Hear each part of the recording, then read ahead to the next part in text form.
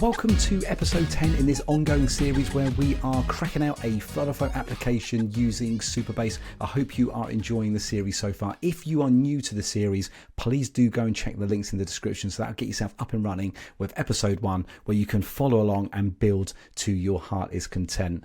So of course, all of the content on my channel is absolutely free. The projects are free. I don't charge a dime for it. All I ask for is your likes. Your likes on the video really do support the channel, so thank you for all the likes you've done so far. So without further ado, let's move on to this next part of the application where we're going to be introducing some animation into our application. We're also going to be introducing some stacks in there to represent the goal status, just to give our application a little bit more visual appeal. So yeah, without further ado, let's get cracking. So here's the final run-in application. We're going to start making some tweaks now to our UI to make it look a little bit more like this particular application. We're going to start off in our task page. So if I hit that and bring the task in, you can see that it says hit the plus button to begin. That kind of appears here. If I go back and just hit it again, you'll see that it just kind of animates into the center of the screen. There's also our kind of fake app bar up here that's kind of needs a little bit of padding that needs to be applied to it. So let's go and make those tweaks in our application now. So back then within the widget tree, let's create our empty list components. So on the right hand side where it says components, just right click there and say add component. It should pop up there. Just hit the create blank and let's give it a name. I'm going to call it empty list component like that. Hit the create component. So this is what we have created by default. So we can resize this on the UI. So let's just make this a little bit smaller there. We don't need it quite that big. And now on the left hand side here, let's hit the little plus here. Let's add a row into the mix, and with inside there hit the little plus and let's add a text in there. And with inside the text on the right hand side here, just put these words in here. I'm going to say hit the plus button to begin. And then what we need to do then really just go over to our row and then just make sure that we have everything centrally positioned, which it is, and it's as simple as that. So that's our component created. Let's now add this to the actual task page itself. So here we are then on the task page, and we're going to want to add our empty list component to the actual list view. So when there is no data within inside the list view, we're going to want to then display that empty list widget, nice and centrally, of course, within inside the UI. So we can do that on the left hand side here. If you just select the list view here, and we're going to want to now go over to the right here, and we're going to want to toggle this option on where it says show empty list widget. Just choose that. Now we've got a choice here. We can either do an image or a component. Of course, if you've already uploaded some media to your application, you can use that, or you can use a component. And the great thing about using components, of course, is you can actually use lottie animation. So you can put like a lottie animation actually into that component, and of course then when that gets displayed, then something can animate it. But in our application, we're just going to keep it really, really simple by just putting some text in. Okay, so just choose the component option here.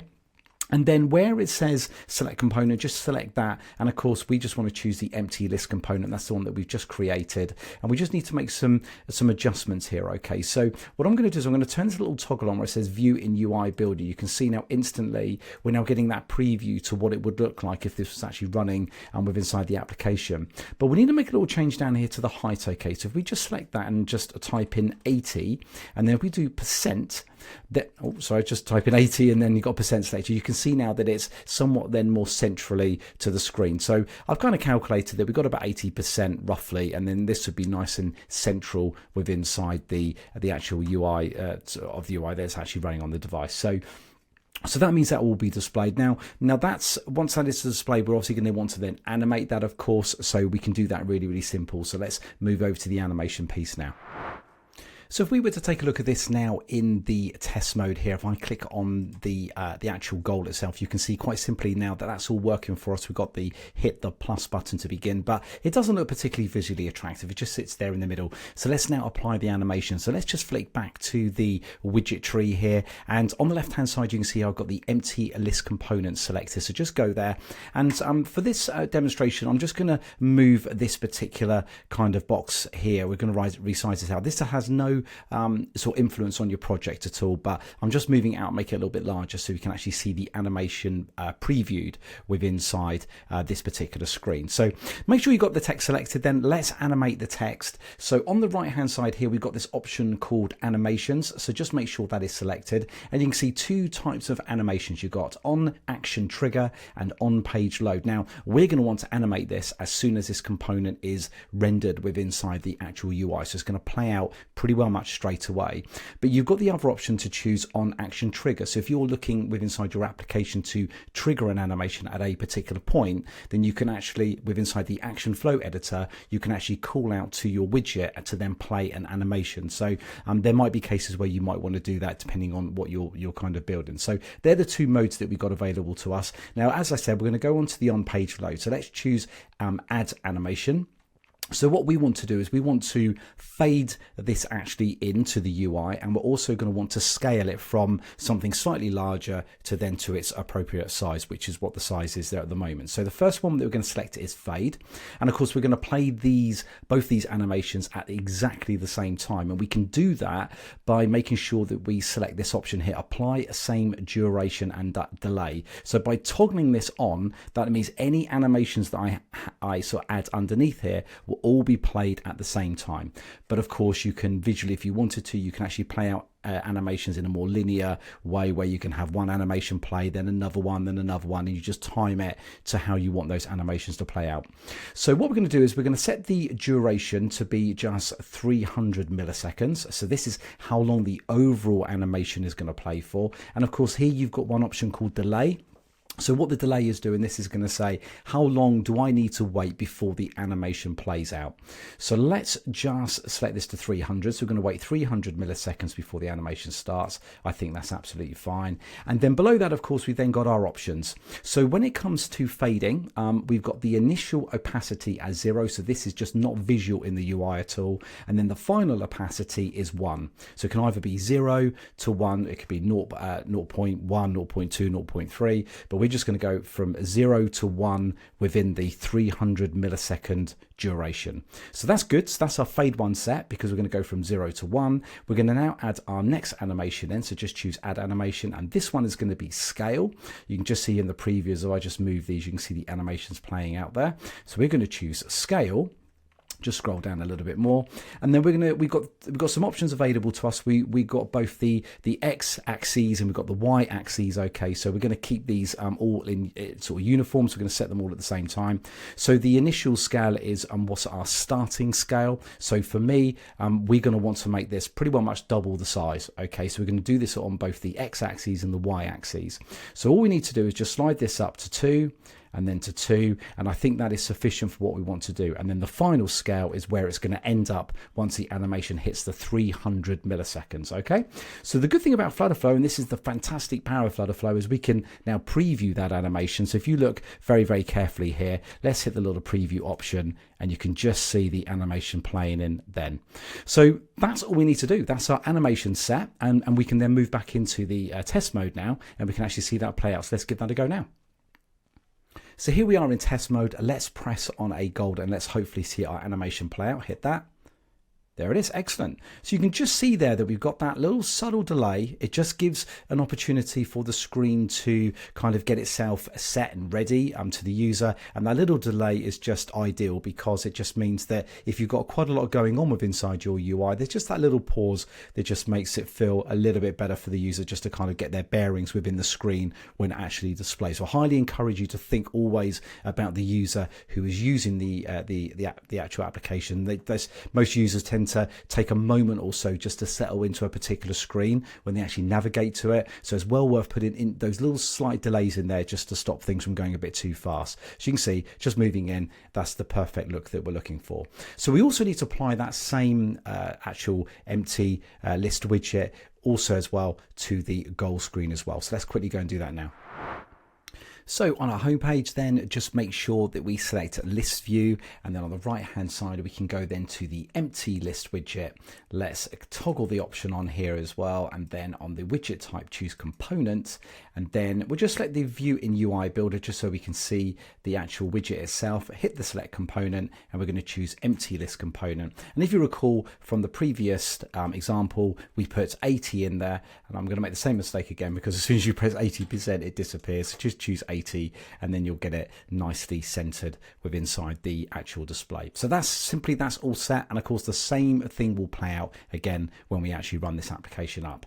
Just one thing to note, of course, is that we got where it says view in UI builder. Of course, you're probably going to want to then turn that off now because we know that we've got that set. We want to be able to then see the rest of the widgets within inside the list view itself. So just make sure you take that off in the view UI builder.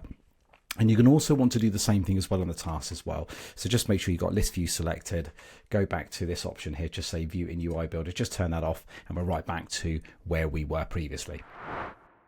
So let's just make a few more tweaks then to our task page. The first thing I just want to sort out is the padding on this icon button. I think we just need to increase the padding a little bit. So let's just increase it to 15 and let's just lock it in. And that just means it just brings it slightly off of the size a little bit for us. So I now want to apply a little bit of animation into this particular page, and what we're going to do is we're going to animate the container that is containing the task information slightly shifting up a little bit, so we'll get that sort of visual look inside the UI. So we can do that really simply. On the left hand side, if you just choose the list view, so within inside the list view you've got the container, that's the wrapper for our task information. On the right hand side, choose the little animation option there, and we're going to add the animation in, and we're going to choose the actual slide there. So it's a slight little slide effect. So just choose that. Of course, this is an on-page load animation. We're going to want to instantly play this out. And as I said, we're not doing a horizontal animation. We're actually doing a vertical animation. It's just going to sort of bring it up. So just down here, we're going to select the initial position here as 5. So if I just choose that, you see that will give us the effect of it shifting upwards, and you can see that now. If I just preview the animation, you can just see that little sort of section sort of play out there. Now the speed of it is a little bit slow for sure, so we're going to want to reduce that down. So let's just use down to 300, and that will give us double the speed. So if I just choose that again, you can see it's much quicker now, which is perfect. We don't want to put a delay here at the beginning because we want this to instantly play out on this particular animation. And I think that is all that we need to do here. So that's all ready to go. So let's now go into test mode and let's just check that animation plays out, and let's just make sure our padding looks good as well. So here we are then in run mode. Let's hit the little plus button here to create a task against a goal. So I'm just going to say test task here, just put some sample text in there, hit create task. We should see a slight subtle animation now as that task gets created. There it is, perfect. Just see it just kind of slide in from the bottom there. It did happen, I promise you didn't quite see it, but it definitely happened, which is great. So that's really good. And of course, if we wanted to, and of course this is maybe a little bit of homework for you guys, is that we could actually create an animation which will actually be a trigger animation, which we could actually put behind this little trash can here. So when I actually delete the task, we could then in the action flow editor call out to this particular container to then play another animation out as well. So that could be good. We could just kind of maybe slide it sort of up or something like that. Yeah, I'll leave you to have a play around with that, but we can certainly do that with inside this application. So that's that. Let's now move on to the next sort of tweaks that we're going to make inside the UI. So next up in our application, you can see here that we need to make some additions to our goals page. And you can see here that we've got this like subtle kind of border that's kind of representing the kind of the status of our goal. And if I go down here and I add a new one in and I just put, another test goal, and I'd put just some gobbledygook description in here, and I was to mark this as say complete and hit create goal, you can see here that we've kind of got this subtle green sort of border that's happening. So of course it's responding there, of course, to the data that we're actually setting within inside Supabase. So let me show you now how to implement something like that within the UI, and I'm going to introduce you to the use of stacks to create this effect. So let's do that now. So here we are then back on the home page of our application. Let me introduce you to the world of stacks, because we're going to use a stack now to layer our Flutter widgets actually on top of each other. Okay, so for example, we've got here the container that pretty much encapsulates all of our goal information. But what we want to do is we actually want to pad that container a little bit down from the top, but behind it we're going to want to put another container which is going to kind of represent the base layer of our stack sort of widget. Okay, so the way that we do that, and we need to do a little bit of adjustment first before we can introduce the stack widget. And that is by on the left-hand side, we just need to adjust our goals container. Because at the moment, it's got this width set as 100, which is not technically playing out because all of our our widgets underneath it are already pushing everything out. So we just want to adjust this, and we're just going to select this to be infinity. Now, you won't see any visual difference with inside the UI, but it will be important for us to implement that when we actually add the stack in.